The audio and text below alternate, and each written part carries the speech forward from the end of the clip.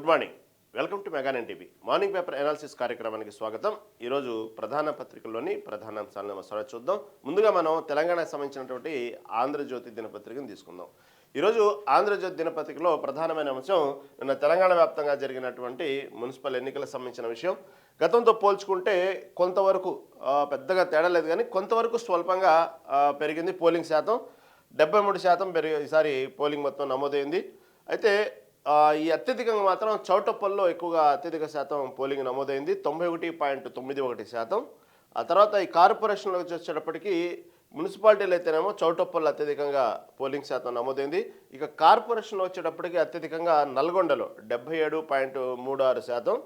తర్వాత ఓటు వేసింది మాత్రం 38,09,406 మంది తమ ఓటు హక్కును వినియోగించుకున్నారు.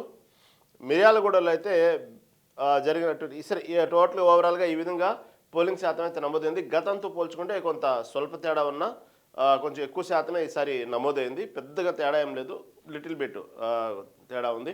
కాకపోతే ఈ విధంగా పోలింగ్ శాతం పెరగటం వల్ల కూడా ఇక రకరకాల ఊహాగానాలు నడుస్తూ ఉన్నాయి. ఎందుకంటే పోలింగ్ శాతం పెరగటం వల్ల కొంతమంది ఒక్కొక్కళ్ళు వాళ్ళ లాజిక్ ప్రకారం ప్రభుత్వ వ్యతిరేకం ఉంది కాబట్టి ఎక్కువగా నమోదైంది. ప్రభుత్వ వ్యతిరేకతని ఓటర్లు తమ నిరసనని ఓటు ద్వారా తెలియజేశారు అంటూ ఇటుపక్క కొంత బీఆర్ఎస్ భావిస్తూ ఉంటే, కాదు గతంతో పోల్చుకుంటే ఓట్ల సంఖ్య కూడా పెరిగింది కాబట్టి కొత్తగా యువత కూడా ఎక్కువగా ఓట్లు చేర్పులు ఉన్నాయి కాబట్టి కొంతవరకు ఓటు సంఖ్య పెరిగిందని కొంతమంది విశ్లేషకులు చెప్తున్నారు. కొంతమంది వచ్చేటప్పటికి ఇప్పుడు అధికార పార్టీ వచ్చేటప్పటికి కంపల్సరీగా ప్రభుత్వానికి సంబంధించినటువంటి రాష్ట్ర ప్రభుత్వం మీద ప్రభుత్వం సంబంధించినటువంటి పరిపాలన వచ్చి స్వచ్ఛందంగా ఓటు వేశారంటూ ఇటుపక్క చెప్పుకుంటున్నటువంటి విషయం రాష్ట్ర ప్రభుత్వం. ఏదేమైనప్పటికీ కూడా గతంతో పోల్చుకుంటే కొంతమేరకు ఓటింగ్ శాతం పెరిగింది. అయితే మొత్తం మీద ప్రశాంతంగానే జరిగింది ఓటింగ్. ఎక్కడ కూడా మళ్ళీ రీపోలింగ్లు ఇవన్నీ అవసరం లేకుండానే పోయినాయి. అయితే ఘర్షణలు ఉద్రిక్తతలు అంటారా, సహజంగా పెద్ద చెప్పుకోదగ్గవి కాకపోయినా కూడా చిన్న సంఘర్షణలు, చిన్న ఘర్షణలు అక్కడక్కడ కొంచెం చోటు చేసుకుని కొన్ని చోట్ల బీఆర్ఎస్ ఇటుపక్క కాంగ్రెస్ కార్యకర్తలు బాహాబాహిగానే ఘర్షణకు పడ్డటువంటి సందర్భాలు మనం చూసాం నిన్న మున్సిపల్ సంబంధించిన ఎన్నికలకు సంబంధించిన విషయంలో. కొన్ని చోట్ల ఒక చోట్లయితే ఎంఐఎం కాంగ్రెస్ కార్యకర్తలు కూడా ఘర్షణకు చోటు చేసుకుని చూసాము. ఒక చోట అయితే బీజేపీ కార్యకర్తల మీద కూడా ఘర్షణ చేశారు కాంగ్రెస్ కార్యకర్తలు. అయితే తీవ్రంగా ఒక్క చోట మాత్రం రంగారెడ్డి జిల్లా సీతారాంపేటలో కాంగ్రెస్ బీఆర్ఎస్ కార్యకర్తలు అక్కడ చేర్చారు. అయితే మిర్యాలగూడలో మాత్రం ఒక బీఆర్ఎస్ ఏజెంట్లపై కాంగ్రెస్ దాడి చేశారు. అక్కడ మాత్రం కొంచెం సీరియస్గానే దాడి జరిగినట్టు అర్థమవుతుంది. ఎందుకంటే అక్కడ జరిగినటువంటి దాడిలో ఒక ఇద్దరు పరిస్థితి ఇప్పటికీ కొంచెం విషమంగానే ఉన్నట్లు తెలుస్తూ ఉంది. కాబట్టి ఆ ఇద్దరు పరిస్థితి విషమం నుంచి బయటపడితే పర్వాలేదు, లేకపోతే మాత్రం ఓవరాల్గా నిన్న జరిగినటువంటి ఎన్నికల్లో అదొకటి దుర్వార్తగా చేరేటువంటి అవకాశం అయితే కనబడుతూ ఉంది. ఎక్కడైనా దానికి సంబంధించినటువంటి విషయంలో మాత్రం నిన్న జరిగినటువంటి ఘర్షణలో అన్ని చోట్ల కూడా ఇటు పోలీసు వ్యవస్థ మాత్రం కావాలని చెప్పి అధికార ప్రభుత్వానికి చూస్తూ చూడనట్టు, అధికార ప్రభుత్వం యొక్క దౌర్జన్యాన్ని చూస్తూ చూడనట్టు వదిలేసింది అంటూ కూడా ఇటుపక్క బీఆర్ఎస్ సంబంధించినటువంటి కార్యకర్తలు చెప్తున్న విషయం. ఒక చోటైతే జగ్గారెడ్డి అయితే డైరెక్ట్గానే ప్రభుత్వం ఎవరైతే కాంగ్రెస్ అభ్యర్థి ఉన్నారో కాంగ్రెస్ అభ్యర్థిని సిఐ కాలర్ పట్టుకున్నాడంటూ కొంతసేపు అయితే ఒక నానా హంగామా నడిచింది. జగ్గారెడ్డి దాన్ని మాత్రం తమ యొక్క అభ్యర్థిని కాలర్ పట్టుకుంటావా అంటూ సిఐని నానా దుర్భాషలాడుతూ ఒక పెద్ద గందరగోళం సీన్ క్రియేట్ అయిందని చెప్పుకోవాలి. ఎందుకంటే అక్కడ రిగ్గింగ్ జరుగుతుంది అన్నటువంటి అంశాన్ని ప్రశ్నించినప్పుడు ఆవేశంతో సిఐ ఎవరైతే కాంగ్రెస్ అభ్యర్థి ఉన్నాడో కాంగ్రెస్ అభ్యర్థి కాలర్ పట్టుకోవటంతో పెద్ద దుమారం రేసింది. ఆ విషయంలో మాత్రం జగ్గారెడ్డి ఎక్కడ కూడా తన యొక్క ఎవరైతే అభ్యర్థి కాలర్ ఎలా పట్టుకుంటావంటూ జరిగిన విషయాన్ని చెప్తేనే ఆ రిగ్గింగ్ జరుగుతుందన్న విషయాన్ని చెప్తేనే మీరు కాలర్ పట్టుకుంటారంటూ సిఐపై చాలా దుర్భాషలాడుతూ రెచ్చిపోవటం మనం చూసాము. కొంచెం పరుష పదజాలం కూడా వాడటం కూడా మనం విన్నాం. నిన్న జరిగినటువంటి సమావేశాలు కొన్ని జరిగినటువంటి క్లిప్పింగ్స్ మనం చూసాము. కాకపోతే అక్కడ ఈ విషయంలో మాత్రం సిఐ వచ్చి క్షమాపణలు చెప్పే వరకు అయితే నేను ఎన్నికలు కూడా జరపనివ్వనంటూ చివరికి పోలింగ్ బూత్లో కూడా దూసుకెళ్ళడం జరిగింది. దాదాపు చాలా ఏళ్ల తర్వాత నేను ఫస్ట్ టైం పోలింగ్ బూత్లో ఇలా అడుగు పెట్టాల్సి వచ్చిందంటూ కూడా జగ్గారెడ్డి ఆవేశంగా మాట్లాడడం చూసాం. అక్కడ ఉన్నటువంటి ఒక హోంగార్డును అదేవిధంగా సిఐను కొంచెం పరుష పదజాలంతో దుర్భాషలాడుతూ ఒక నానా హంగామా క్రియేట్ చేసేటప్పటికి వెంటనే జగ్గారెడ్డి అంటేనే సహజంగా ఆయనకు ఒక ఫ్యాన్ ఫాలోయింగ్, మాస్ ఫాలోయింగ్ ఎక్కువ. వెంటనే జగ్గారెడ్డి ఎప్పుడైతే అక్కడ కలగజేసుకుని ఆ విషయాన్ని వచ్చారో ఒక్కసారిగా చాలామంది గుమికూడి ఒక వాతావరణాన్ని కొద్దిసేపు అయితే ఏం జరగబోతుందో అనేటువంటి వాతావరణం అయితే చాలా ఒక భయానకరంగానే కనబడింది. తర్వాత మెల్లిగా దాన్ని సద్గుమణిగింది ఆ విషయాన్ని. ఆ విధంగా అయితే అలాంటి చిన్న చిన్న సంఘటనలు కొన్ని కొన్ని చోట్ల జరిగినాయి తప్ప పెద్దగా చెప్పుకోవడానికి పెద్ద ఘర్షణ లేదు. పోలింగ్ అయితే ప్రశాంతంగానే జరిగిందని చెప్పుకోవాలి. ఇక ఏదైతే ఈ మున్సిపల్ ఎన్నికలకు సంబంధించినటువంటి విషయంలో ఉదయం 7 గంటల నుంచే పోలింగ్ మొదలైంది. సాయంత్రం 5 గంటల వరకు దాదాపుగా ఎక్కడ చూసినా కూడా ఎక్కువ మహిళా ఓటర్లే పాల్గొన్నారు. పోలింగ్ శాతం కూడా గతంతో పోల్చుకుంటే కొంతవరకు పెరగడం అనేది కూడా కొంత ఆశాజనకమే. అంటే ఓటు హక్కును వినియోగించుకోవడానికి మున్సిపల్ ఎన్నికల్లో, ఈ స్థానిక ఎన్నికల్లో వచ్చేటప్పటికి కొంతవరకు అంటే బయట వేరే ప్రాంతాల్లో స్థిరపడి పనుల నిమిత్తం వాళ్ళ యొక్క జీవనం కోసం వెళ్ళినటువంటి వాళ్ళు కూడా ఈసారి మున్సిపల్ ఎన్నికల్లో ఓటు వేయడానికి కొంత ఆసక్తి కనబరిచారనే విషయం అయితే చాలా క్లియర్గా అర్థమవుతుంది. ఎక్కడెక్కడో వేరే ఊళ్ళలో ఉండి ఉద్యోగాలు చేసుకుంటూ లేదా వాళ్ళ యొక్క జీవితం కోసం ఏదో బ్రతుకుదెరి కోసం వెళ్ళిన వాళ్ళందరూ కూడా వచ్చి ఓటు హక్కును వినియోగించుకోవటంలో మాత్రం ఈసారి దాదాపుగా ఎక్కువ శాతం మంది వచ్చారనేది చాలా క్లియర్గా అర్థమవుతా ఉంది. ఇక జనరల్గా జరిగేటువంటి కొన్ని ఏదైతే ఈసారి పోలింగ్ బూతుల దగ్గర ఏదైతే ప్రభుత్వం దానికి సంబంధించినటువంటి ఏర్పాట్లన్నీ చేసిందో ఆ విషయంలో మాత్రం కొంత విఫలమైందని చెప్పుకోవాలి. గతంతో పోల్చుకుంటే రూల్స్ మార్చడం వల్ల కొంత ఎవరైతే ఓటు హక్కును వినియోగించుకోవడానికి ఓటర్లు వస్తారో వాళ్ళకి అత్యవసరమైనటువంటి ఏదైతే ప్రాథమిక చికిత్స కానీ వాళ్ళకి అవసరమైనటువంటి వైద్య సదుపాయాల కోసం ఏర్పాటు చేసేటువంటి సౌకర్యాల విషయంలో మాత్రం ప్రభుత్వ యంత్రాంగం ఈసారి ఫెయిల్ అయిందని చెప్పుకోవాలి. ఎందుకంటే పోలింగ్ బూత్కి చాలా దూరంలో ఏఎన్ఎం సంబంధించినటువంటి సర్వీసులు పెట్టడం జరిగింది. గతంతో అలా ఉండేది కాదు. దాదాపుగా పోలింగ్ బూత్ యొక్క ఆవరణలోనే, ఆ పోలింగ్ స్టేషన్ ఆవరణలోనే ఇవన్నీ కూడా ఏఎన్ఎం సర్వీసు, వైద్య సదుపాయాలు ఉండేవి గతంతో. ఈసారి అలాంటి రూల్స్ని కొంచెం బ్రేక్ చేసేటప్పటికి ఏఎన్ఎంలు చాలా ఇబ్బంది పడ్డారు. దానికి పోలింగ్ బూత్కి వాళ్ళకి ఏర్పాటు చేసిన టేబుల్స్కి కిలోమీటర్ల మేర పరిధిలో గ్యాప్ ఉండేటప్పటికి దాంతోపాటు వాళ్ళకి ఎటువంటి ఏర్పాట్లు చేయకపోవటం, అంటే వాళ్ళు ఇచ్చినటువంటి టేబుల్స్ మీ దగ్గర ఎటువంటి టెంట్ కానివ్వండి, ఎటువంటి వేరే సౌకర్యాలు వాళ్ళకు కల్పించకుండా పోయేటప్పటికి ఎంతమాత్రం వాళ్ళకు అధిక ఆ వర్క్ చేసినంత మాత్రాన గౌరవ వేతనం ఏముండదు, అధికంగా వాళ్ళకు శాలరీ ఇచ్చేది ఏముండదు. అయినప్పుడు కూడా స్వచ్ఛందంగా వాళ్ళ వృత్తిలో భాగంగా అక్కడ వచ్చేటువంటి ఓటర్లకు ఏదన్నా సడన్గా వాళ్ళకు బీపీ డౌన్ అయినా, షుగర్ డౌన్ అయినా, లేకపోతే ఏదైనా చిన్న చిన్న ప్రాథమిక చికిత్స అవసరమైనా, గాయాలైనా వాళ్ళకంటూ ఒక బాధ్యతగా చేసేటువంటి వృత్తి అక్కడ ఏఎన్ఎంలు. కానీ వాళ్ళ విషయంలో ఎందుకు ఈసారి ప్రభుత్వం మాత్రం కొంచెం నిర్లక్ష్య వైఖరి ప్రదర్శించిందని చెప్పుకోవాలి. ఆ విషయంలో మాత్రం కొంత నిరసనకు గురైందని చెప్పుకోవాలి. ఎందుకంటే వాళ్ళు చాలా ఇబ్బంది పడ్డారు. ఎందుకంటే మెల్లిగా ఇప్పుడిప్పుడే వాతావరణం మారింది, వేసవి కాలం మొదలైంది, ఎండలు కూడా కొంచెం తీవ్రంగానే కనబడుతున్నాయి స్టార్టింగే. కాబట్టి నిన్న ఆ ఎండల్లో కొంచెం తీవ్రమైనటువంటి ఇబ్బంది పడ్డారు ఏఎన్ఎంలు. ఆ విషయంలో మాత్రం సర్వీస్ ఇవ్వడానికి కూడా నిరాకరించే స్థాయికి వెళ్ళిపోయారు. ఎందుకంటే వాళ్ళకే పర్సనల్గా ఇబ్బంది కలిగేటప్పటికీ వాళ్ళే ఇంకా ఎటువంటి సర్వీస్ ఇవ్వాలన్నా కూడా ముందు వాళ్ళు సఫర్ అవుతూ ఉన్నారు. ఆ విషయంలో మాత్రం ప్రభుత్వం మీద కొంత నిరసన తెలియజేశారు. అక్కడక్కడ ఏర్పాట్లు మాత్రం బహిరంగంగానే లోపం ఉన్న విషయం అయితే క్లియర్గా అర్థమైంది. ఎందుకు ఈసారి మాత్రం ఆ విషయంలో మాత్రం ప్రభుత్వ యంత్రాంగం పెద్దగా పట్టించుకున్నటువంటి విషయాలు అర్థం అవ్వట్లేదు. ఎందుకు యంత్రాంగం దానికి సంబంధించినటువంటి ఏర్పాట్లు మాత్రం కొంత విఫలమైందని చెప్పుకోవాలి. ఓవరాల్గా చూస్తే అధికారులు, కలెక్టర్లు దానికి సంబంధించినటువంటి అన్ని అనుకున్నట్టుగానే ఒక పద్ధతి ప్రకారం ఉదయం 7 గంటలకే తొందరగానే కరెక్ట్గానే అనుకున్న సమయానికే మొదలైంది పోలింగు. సాయంత్రం 5 వరకు కూడా సాగింది. 5 వరకు 5 తర్వాత ఎవరైతే 5 వరకు క్యూ లైన్లో ఉన్నారో వాళ్లకు ఆ ఓటింగ్ ఏదైతే వాళ్ళ ఓటు వేసుకునే వరకు వాళ్ళకి ఆ పర్మిషన్ ఇచ్చారు. ఆ తర్వాత దాదాపు దానికి సంబంధించినటువంటి పోలింగ్ అయితే ప్రశాంతంగానే ముగిసింది. ఇక పోలింగ్ తర్వాత ఇంకా సర్వేలు, దానికి సంబంధించినటువంటి ఏ విధంగా ఎగ్జిట్ పోల్స్ అన్నీ మనం దానికి సంబంధించినటువంటి విషయాలు ఇక మొత్తం చెప్పుకుంటే, ఎగ్జిట్ పోల్స్లో మాత్రం ఎక్కువగా ఈసారి కూడా ఈ మున్సిపల్ ఎన్నికల్లో హస్తం హవానే కొనసాగేలాగా ప్రతి ఎగ్జిట్ పోల్ కూడా చెప్తా ఉంది. కాబట్టి ఎందుకంటే యాజ్ ఆఫ్ సడన్గా రేవంత్ రెడ్డి ఎన్నికల ముందు రోజు నిన్న ఎన్నికలు జరిగింది, మొన్న సడన్గా మంత్రులతో ఒక్కసారిగా సమావేశమయ్యి మీరేం చేస్తారో తెలీదు, 80% పైగా మాత్రం మున్సిపాలిటీ మనం కైవసం చేసుకోవాలి అంటూ అదొకటి జూమ్ కాల్లో కూడా ఎవరైతే ఎమ్మెల్యేలు దానికి సంబంధించినటువంటి కొంతమంది ఎవరైతే మున్సిపల్ ఎన్నికల్లో సరిగా వర్క్ చేయనటువంటి ఎమ్మెల్యేలను మాత్రం సీరియస్గా క్లాస్ పీకటం మనం చూసాము. దాంతోపాటు హడావుడిగా ఒక్కసారిగా ఏర్పాటు చేసి మంత్రులు మొత్తాన్ని పిలిచేసి దీని గురించి ఎలా ఎన్నికల్లో ఏ విధంగా మనం ఒక వ్యూహంగా వెళ్ళాలి అనే విషయాన్ని చెప్పేటప్పటికి ఎక్కడో కొంత అనుమానాలకు తావిచ్చింది. ఏదో రిపోర్ట్ వచ్చింది, కాంగ్రెస్ పార్టీకి సంబంధించినటువంటి పరిస్థితులు ఏదో కొంచెం ఎదురు గాలి వీస్తున్నట్టు అర్థమవుతా ఉంది అన్న విషయాన్ని మాత్రం ఒక్కసారిగా బయటకు వచ్చింది వార్త.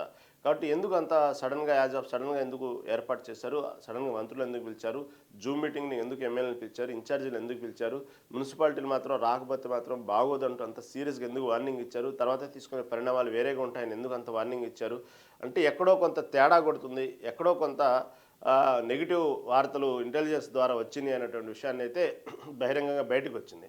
తీరా చూస్తే ఎన్నికలైన తర్వాత ఎగ్జిట్ పోల్స్ చూస్తే మాత్రం ఈ మున్సిపల్ ఎన్నికల్లో కూడా హస్తం హవాగోని సాగే పరిస్థితులు అయితే చాలా క్లియర్గా అర్థమవుతా ఉంది. ఎందుకంటే ప్రధానంగా ఇక్కడ చూసుకుంటే అధికార పార్టీ కాబట్టి భవిష్యత్తులో ఈ మున్సిపల్ సంబంధించిన వార్డులు, దానికి సంబంధించిన కార్పొరేషన్లు సంబంధించినటువంటి ఏదన్నా పనులు అవ్వాలన్నా, వాళ్ళ గ్రామంలో కొన్ని ఆ వార్డుల వారు ఏదైనా పని చేయించుకోవాలన్నా, అభివృద్ధి చెందుకోవాలన్నా అధికార పార్టీతో ఉంటేనే మనకు ఏదన్నా దానికి ఉన్న సమస్యలు తీరుతాయి. కానీ మనం ఏదో ఆవేశానికి వెళ్ళిపోయి ప్రతిపక్ష పార్టీలు వేసుకోండి, ఆ రోజు మిగిలినటువంటి జస్ట్ స్వల్పకాలిక ఆనందం తప్ప తర్వాత మనకు అభివృద్ధి కుంటుపడిద్ది అనే విషయాన్ని అర్థం చేసుకున్నారో ఏమో తెలీదు అన్నటువంటి విషయాన్ని చెప్తూ ఇటుపక్క కాంగ్రెస్ పార్టీకే పట్టం కట్టారు. ఎక్కువ ఎగ్జిట్ పోల్స్ అంటే దాదాపుగా దీన్ని సంబంధించినటువంటి ఎక్కువ రోజులు కూడా ఏం లేదు, దాదాపు రేపు సాయంత్రం కల్లా మొత్తానికి దీనికి సంబంధించిన ఫలితాలు వచ్చేస్తాయి. అయినప్పటికీ కూడా ఎగ్జిట్ పోల్స్ చెప్తున్నటువంటి పరిస్థితి ఏంటంటే ఈసారి కూడా హస్తం అనే మున్సిపల్ ఎన్నికల్లో హస్తం హవానే కొనసాగింది అనేటువంటి విషయాన్ని చెప్తా ఉన్నారు. కాబట్టి రేవంత్ రెడ్డి కూడా దీన్ని ప్రతిష్టాత్మకంగా తీసుకున్నారు. అంత ఈజీగా తీసుకోలే ఎన్నికల్ని కూడా, ఇది మున్సిపల్ ఎన్నికలు కదా అన్నట్టు ఈజీగా తీసుకోలేదు. రేవంత్ రెడ్డి కాదు, 3 పార్టీలు కూడా దీన్ని చాలా సీరియస్గానే తీసుకుని ప్రతిష్టాత్మకంగానే తీసుకుని 3 పార్టీలు కూడా. ఎందుకంటే ఒక పక్క రేవంత్ రెడ్డి దీన్ని ఒక రెఫరెండంగా చూసుకున్నారు, తనకు తాను ఎలా ఉంది ప్రభుత్వ పరిపాలన, ప్రజల్లో ఉన్నటువంటి తీర్పు ఏందన్నట్టు విషయాన్ని మాత్రం రేవంత్ రెడ్డి కూడా ఒక రెఫరెండంగానే తీసుకున్నారు. దాంతోపాటు బీఆర్ఎస్ పార్టీ కూడా ఉనికి చాటుకోవడం కోసం రేపు వచ్చేటువంటి ఎన్నికల్లో ఇంకొంచెం జోష్గా వెళ్ళాలంటే, కార్యకర్తలు కూడా జోష్గా ఉండాలంటే, క్యాడర్లో నమ్మకం రావాలంటే ఇలాంటి ఎన్నికలే వాళ్ళకు ఒక బూస్టింగ్. కాబట్టి కేటీఆర్ కూడా దీనికి సంబంధించి, హరీష్ రావు కూడా దీనికి సంబంధించిన విషయంలో మాత్రం చాలా ప్రతిష్టాత్మకంగా తీసుకొని ఎంతగా చాలా సీరియస్గా ఎంత చూసాం మనమందరం. ఒకే రోజు దాదాపు 8 నుంచి 9 బహిరంగ ప్రదేశాల్లో మీటింగ్లో హరీష్ రావు పాల్గొనడం చూసాము. దాంతోపాటు కేటీఆర్ అనేక విధాలుగా బీఆర్ఎస్ క్యాడర్ కూడా దీన్ని చాలా ప్రతిష్టాత్మ తీసుకుంది, దీనికి సంబంధించినటువంటి ఏదైతే మున్సిపల్ ఎన్నికల్ని. అదేవిధంగా బీజేపీ సంబంధించింది అయితే దాదాపు కేంద్రం నుంచే క్యాడర్ వచ్చారు. దానికి సంబంధించినటువంటి ఇటుపక్క ఉన్నటువంటి తెలంగాణలో ఉన్నటువంటి 2 మంత్రులు, ఇటుపక్క తెలంగాణ జాతీయ అధ్యక్షుడు, ఇంతమంది దీంట్లో పాల్గొని మున్సిపల్ ఎన్నికల్లో చాలా నానా హంగామా చేశారు. ఇదంతా కూడా ఎందుకు దీన్ని చాలా ప్రతిష్టాత్మకంగా తీసుకున్నారు, మున్సిపల్ ఎన్నికలను లైట్ తీసుకోలేదు. ఎవరికి వాళ్ళు వాళ్ళ యొక్క పార్టీ రెఫరెండంతో పాటు వాళ్ళ భవిష్యత్తు గురించి ఆలోచించారు. కాబట్టి ఓవరాల్గా చూసుకున్నప్పటికి కూడా కాంగ్రెస్కే ఎక్కువగా పట్టం కట్టినట్టు అర్థమవుతోంది ఎగ్జిట్ పోల్స్ ప్రకారం. ఒరిజినల్గా అసలు ప్రజల తీర్పు అనేది ఏందనేది బాక్సులో నిక్షిప్తమైంది. కాబట్టి రేపు సాయంత్రానికి దానికి సంబంధించిన కౌంటింగ్ ప్రక్రియ పూర్తయిద్ది. ఎందుకంటే ది బ్యాలెట్ బాక్సులు కాబట్టి కౌంటింగ్ కొంచెం ఆలస్యమైంది. దాన్ని బట్టి మనకు మున్సిపల్ ఎవరెవరు గెలిచింది రేపు తెలిసిపోతుంది. కాదు ప్రస్తుతం ఉన్నటువంటి ఎగ్జిట్ పోల్స్ అంచనా ప్రకారం ఎక్కువగా కాంగ్రెస్ హవానే కొనసాగిందనేది అర్థమవుతా ఉంది. కాకపోతే కొన్ని చోట్ల మాత్రం బీఆర్ఎస్ కూడా తన సత్తా చాటుకుంది. కొన్ని ప్రాంతాల్లో బీజేపీ కూడా వచ్చేటువంటి అవకాశం కనబడుతుంది. కొన్ని చోట్ల అయితే అసలు బీజేపీ ఊసేలేదన్నట్టు కొన్ని ఏరియాల్లో కనబడుతుంది ఎగ్జిట్ పోల్స్ ప్రకారం. అలా చూసుకున్నప్పటికీ కూడా మొత్తం 7 కార్పొరేషన్లో 5 కాంగ్రెస్ ఖాతాలోకి వస్తాయన్నట్టు ఎగ్జిట్ పోల్స్ చెప్తున్నాయి. ఈ కరీంనగర్, నిజామాబాద్ అయితే బీజేపీకే లభించనున్న మెజార్టీ అనేటువంటిది ఒక ఎగ్జిట్ పోల్స్ అంచనా. ఈ కరీంనగర్, నిజామాబాద్ దాదాపు బండి సంజయ్ కరీంనగర్లో చాలా ప్రతిష్టాత్మకంగా తీసుకొని 1కి 2 సార్లు అక్కడ క్యాంపెయినింగ్ పెట్టేసి దానికి సంబంధించిన ఆయన ఇచ్చిన స్పీచు, ఆయన ఇచ్చినటువంటి ఒక్కసారిగా రెచ్చగొట్టే ధోరణి అన్నీ మనం చూసాం కరీంనగర్ వ్యాప్తంగా. కాబట్టి ఏదేమైనప్పటికీ కూడా ఆయన చెప్పినటువంటి భారత్ పాకిస్తాన్ మ్యాచ్ అనేటువంటి ఒక విషయాన్ని ప్రజల్లోకి తీసుకెళ్లేటువంటి విషయం చేసినటువంటి ఇది ఏమైనా బలంగా వెళ్ళిందేమో తెలియదు. కానీ కరీంనగర్, నిజామాబాద్ అయితే మాత్రం బీజేపీకి లభించిన మెజార్టీ అంటూ ఎగ్జిట్ పోల్స్ చెప్తున్నాయి. అదేవిధంగా ఈ ఎన్నికలను కారు జోరు అంతంతే. అంటే దాదాపుగా బీఆర్ఎస్ పార్టీ ఒక హైప్ క్రియేట్ చేస్తుంది, కానీ విజయాన్ని అందుకునే దాకంత విజయాన్ని అందుకోలేని పరిస్థితి అక్కడ దాకా వస్తుంది, కానీ విజయం అందుకోలేకపోతుంది. ఇది దాదాపు మొన్న చూసాం జూబ్లీహిల్స్ ఉప ఎన్నికల్లో అంతే జరిగింది. తర్వాత సర్పంచ్ ఎన్నికల్లో కూడా 2వ విడత సర్పంచ్ ఎన్నికల్లో కొంత జోరు అందుకుంది కానీ బీఆర్ఎస్ మొదటి విడతలో మాత్రం అంతగా జోరు అందుకోలేకపోయింది. 2వ విడతలో కూడా పూర్తి స్థాయి ఆధిక్యత లేదు, కానీ దాదాపు డామినేట్ చేసింది. ఈసారి కూడా మున్సిపల్ ఎన్నికల్లో కూడా అంతంత మాత్రంగానే ఉంది కానీ గెలుపు దిశగా అయితే లేదు. ఓకే. గతంతో పోల్చుకుంటే కొంతవరకు క్యాడర్ ఉత్సాహంగా పనిచేసిందనేది అర్థమవుతోంది బీఆర్ఎస్ సంబంధించి. తర్వాత ఉమ్మడి మెదక్లో మాత్రమే స్వల్ప ఆధిపత్యం. బీఆర్ఎస్ పాజిటివ్‌గా చెప్పుకునేది ఏందంటే, ఇందాక మనం బీజేపీకి ఏదైతే కరీంనగర్, నిజామాబాద్ చెప్పుకున్నామో, బీఆర్ఎస్‌కి వచ్చేటప్పటికి పాజిటివ్‌గా చెప్పుకోవాలనుకుంటే ఉమ్మడి మెదక్‌లో ఒక ఛాన్స్ ఉంది ఇక్కడ మాత్రం అనే విషయాన్ని చెప్తా ఉన్నారు. ఇక అసలు దీంట్లో ఇంకా చెప్పుకోదగ్గటువంటి విషయం ఏందంటే, కేసీఆర్ ఇలాఖా అయినటువంటి ఏదైతే గజ్వేల్ ఉందో, అక్కడ కూడా బీఆర్ఎస్‌కి క్లిష్టమైనటువంటి పరిస్థితి ఎగ్జిట్ పోల్స్ చెప్తున్నటువంటి అంశం. ఎందుకంటే ప్రస్తుతం ఉన్నటువంటి తరుణంలో 2 ఏళ్ల తర్వాత ఎన్నికలు వచ్చినాయి. దాదాపు ప్రభుత్వం మీద చాలా వ్యతిరేకత ఉంది. అందరూ బీఆర్ఎస్ పార్టీని కోరుకుంటున్నారు. ఎప్పుడెప్పుడు కాంగ్రెస్ పార్టీని బొందబెట్టాలనుకుంటున్నారు అనే విషయాన్ని పదే పదే చెప్తున్నట్టు బీఆర్ఎస్కి మాత్రం ఇలాంటి ఫలితాలు వచ్చినప్పుడు కొంత నిరాశ కలిగిస్తాయనేటువంటి విషయం అయితే క్లియర్గా అర్థమవుతోంది. ఎందుకంటే కేసీఆర్ సొంత ఇలాకాలోనే పరిస్థితి ఇలా ఉందంటే కొంచెం కొన్ని చోట్ల పరిస్థితులు ఎలా ఉంటాయనే విషయాన్ని కూడా కొంచెం బీఆర్ఎస్, ఎందుకంటే ఇప్పుడున్న పరిస్థితుల్లో పూర్తి స్థాయిలో అక్కడ ఇక్కడ కొంతవరకు బెటరు, కొంతవరకు మైనస్ అని చెప్పుకోవటం ఉండదు. ఎందుకంటే అసలు ఒకసారిగా ప్రభుత్వం మీద వ్యతిరేకత ఉంటే ఆ బహిరంగంగానే అన్ని చోట్ల కనబడాలి, ఆ ఇంపాక్ట్ కనబడాలా. అయితే వాస్తవంగా అయితే కాంగ్రెస్ బీఆర్ఎస్ మధ్యనే పోటాపోటీగానే నడిచింది మున్సిపల్ ఎన్నికలు. బీజేపీ అంతంత మాత్రం తన యొక్క ఉన్న ఉనికిని చాటుకోవడానికి ఉపయోగపడిందే కానీ ఎక్కడ బీజేపీ పెద్దగా టఫ్ ఫైట్ ఇచ్చిన సందర్భాలు కనబడలేదు మున్సిపల్ ఎన్నికల్లో. జరిగింది మాత్రం వాస్తవంగా బీఆర్ఎస్ కాంగ్రెస్దే. కాకపోతే ఇంకా టఫ్ ఫైట్లు, ఇంకా దానికి సంబంధించినటువంటి వ్యవహారాల పరిస్థితి అయితే ఉండకూడదు బీఆర్ఎస్కి ఈ పాటికి. ఇంకా దాదాపుగా మంచి ఊపులో కనబడాలి. ఎక్కడో కొంత అయితే ఆ లోపం అయితే కనబడతా ఉంది. అనుకున్నంతగా మనకు బయట జరుగుతున్నంత ప్రచారంగా ఇటు సోషల్ మీడియా వ్యాప్తంగా పత్రికల ద్వారా వస్తున్నంతగా బీఆర్ఎస్ ఊపు అయితే గ్రౌండ్ లెవెల్లో అయితే కనబడట్లేదు అనేది చాలామంది విశ్లేషకుల యొక్క అభిప్రాయం. ఎక్కడో జరుగుతుంది, కేవలం సోషల్ మీడియాకే పరిమితం అవుతుంది బీఆర్ఎస్ పార్టీ. కాదు, ప్రజల క్షేత్రస్థాయిలో బలంగా ఒక ఉద్యమంగా పనిచేయాలి, చేస్తేనే కానీ నెక్స్ట్ అధికారంలో వచ్చేటువంటి అవకాశం లేదు. ఆ లోపం మాత్రం అయితే పార్టీలో క్లియర్గా అర్థమవుతోంది. కేవలం మాటలకో ప్రెస్ మీట్లకో దానికి సంబంధించినటువంటి విషయాన్నే వాడుకొని సబ్జెక్ట్ని లేవనెత్తి చాలా స్ట్రాంగ్గా మాట్లాడుతూ మన్ననలు పొందుతున్నారే కానీ గ్రౌండ్ లెవెల్లో ఆ ఉత్సాహాన్ని నింపి ఒక్కసారిగా ప్రభుత్వ వ్యతిరేకతని క్యాష్ చేసుకునే విషయంలో మాత్రం ఎక్కడో కొంత బీఆర్ఎస్ వెనకడుగు వేస్తుంది, ఎక్కడో కొంత ఫెయిల్ అవుతుందనే విషయాన్ని అయితే విశ్లేషకులు చాలామంది చెప్తున్న అభిప్రాయం. ఇప్పటికీ బీఆర్ఎస్ పార్టీ కొన్ని చోట్ల టఫ్ ఫైట్ ఇచ్చింది, కాదనలేదు. అంటే బీఆర్ఎస్ ఇక్కడ పూర్తిగా బీఆర్ఎస్ మైనస్ అని చెప్పట్లేదు, కానీ జరగాల్సినంతగా చేసుకోవాల్సినంతగా వ్యూహం ప్రకారం ఎక్కడో జరగట్లేదు. ఆ లోపం అయితే ఉంది. ఎందుకంటే ఇప్పుడున్న పరిస్థితుల్లో కాంగ్రెస్ పార్టీ మీద ఉన్న వ్యతిరేకతని భారీ స్థాయిలో వినియోగించుకునే అవకాశం ఉంది బీఆర్ఎస్ పార్టీ అని చెప్తున్నారు చాలామంది విశ్లేషకులు అభిప్రాయం. కానీ అయినప్పటికీ కూడా కాంగ్రెస్ పెద్దగా గ్రౌండ్ వర్క్ చేయకపోయినప్పటికీ కూడా ఎందుకు ఆదరిస్తున్నారంటే అధికారంలో ఉంది కాబట్టి.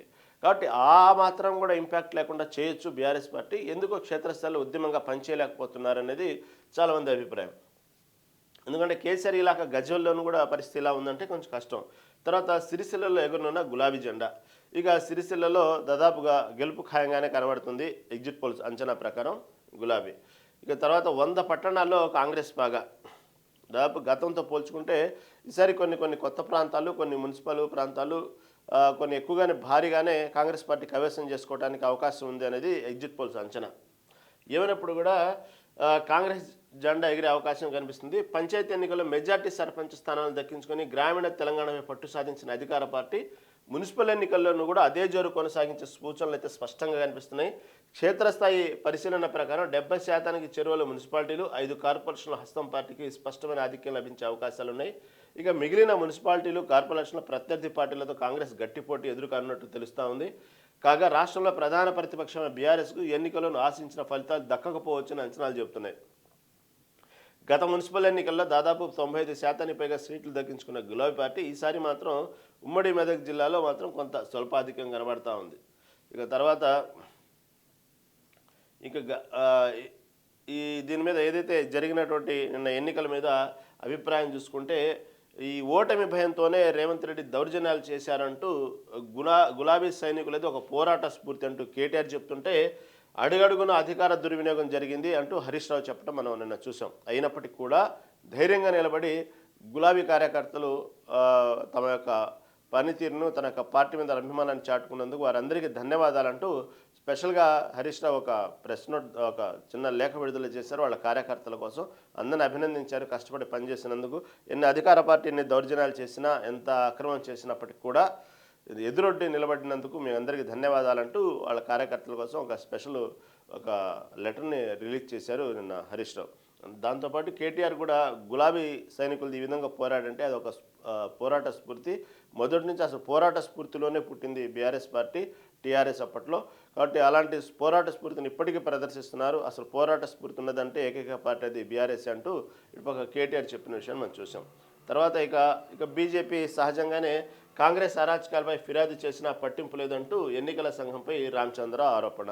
కాబట్టి ఎన్నికల మీద రామచంద్రరావు అనేక చోట్ల ఈ కాంగ్రెస్ పార్టీ యొక్క దౌర్జన్యాలు ఏదైతే పోలింగ్ విషయంలో వాళ్ళు చేస్తున్నట్టు అరాచకాల విషయంలో ఎంత కంప్లైంట్ ఇచ్చినప్పుడు కూడా పోలీసులు పట్టించుకున్న దాఖలా లేదు. ప్రభుత్వానికి అధికార పార్టీకి కొమ్ము కాశారు పోలీసు యంత్రాంగం అంటూ ఇటు బీజేపీ రాష్ట్ర అధ్యక్షుడు రామచంద్రరావు ఆరోపించడం చూసాం.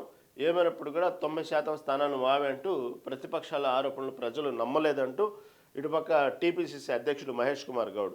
కాబట్టి ఏమైనప్పటికీ కూడా ప్రతిపక్షాలు ఎన్ని చేసి ఎన్ని జిమ్మికులు చేసి ప్రజల్లో లేనిపోయిన అపోహలు క్రియేట్ చేసి రూమర్లు క్రియేట్ చేసినప్పటికి కూడా ప్రజలు మా వైపు ఏమన్నారు, 90% ప్రజలు మాకే పట్టం కట్టారంటూ మహేష్ కుమార్ గౌడ్ చేసిన వ్యాఖ్యలు. నిన్న రేవంత్ రెడ్డి కూడా తమ ఓటు హక్కుని వినియోగించుకొని అట్నుంచి అటు శంషాబాద్ వెళ్ళిపోయి అటు నుంచి అటు ఢిల్లీ వెళ్ళారు. ఎందుకు ఇంత యాజ్ ఆఫ్ సడన్గా ఎందుకు వెళ్ళారనేది కొంత ఒక్కసారిగా అర్థం కాని ప్రశ్నగానే మిగిలింది. ఇటు పక్క దీనికి ఒక రకంగా చెప్పాలంటే యాజ్ ఆఫ్ సడన్గా ఎందుకు సీఎం రేవంత్ రెడ్డి ఢిల్లీకి వెళ్లాల్సి వచ్చింది, అది ఎన్నికల రోజు తన ఓటు హక్కును వినియోగించుకుని అటు నుంచి అటు ఎందుకు శంషాబాద్ వెళ్ళి అటు నుంచి ఎందుకు ఢిల్లీ వెళ్ళారు అనేది చాలామందికి అర్థం కాని ప్రశ్నగానే మిగిలింది. అక్కడికి వెళ్ళి ఈ మున్సిపల్ ఎన్నికల మీద అదే రాష్ట్రంలో పరిస్థితుల మీద తర్వాత మంత్రివర్గం మీద ఇవన్నిటి కూడా ఖర్గేతో సమావేశమయ్యారు రేవంత్ రెడ్డి అనేది ఇంకొక వార్త. దానికి సంబంధించిన విషయంలో ఓకే బాగుంది, ఇలాగే ముందుకెళ్ళండి అంటూ ఖర్గే కూడా అభినందించారు అనే విషయం కూడా బయటకు వస్తూ ఉంది. సరే, ఇంకా మరిన్ని విషయాలు తెలిసిన ముందు ప్రముఖ విశ్లేషకుల గురించి మనం వెళ్దాం. ఈలోపు ఒక స్మాల్ బ్రేక్ తీసుకుందాం. చూస్తూనే ఉండండి మెగా నైన్ టీవీ.